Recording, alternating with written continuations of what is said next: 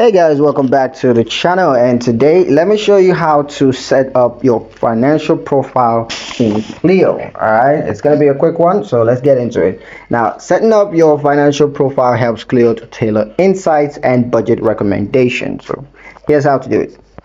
First thing you gotta do is to open the menu bar. That's the gear icon, or you can find it at the top right corner, or of course depending on your operating system. But just open the app, open the Cleo app, and open the menu tab. And then you're gonna tap Profile or My Profile, and then just tap on that and enter or review the following details. Now you can review income. This lets Cleo know your average income per month or per cycle. You also have pay dates, where you can enter your pay schedule. That is every 2 weeks or monthly, whatever, however your pay schedule is, you can enter that. This helps Cleo to align budgets.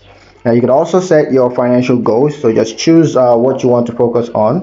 So you have saving more, or you could be paying off debt, or tracking spendings, whatever it is. Just go ahead and set your financial goal.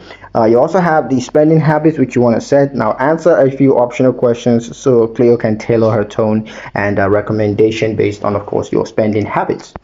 Now, you can choose your preferred chatbot tone. Of course, there are a couple of tones. You have roast mode. This is a very sarcastic and brutally honest mode.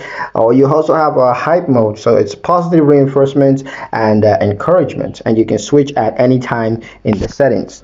You can also save your profile setup. Now, once you've saved that, Cleo will now adjust suggestions and budgeting insights based on your information. So yeah, that's pretty much it for the video, guys. Hope you liked it. Hope you found the information useful enough. If you did, like the video, comment down below, let me know what you thought. Share the video with your friends and subscribe to the channel if you haven't done so already, and I'll see you guys in the next one.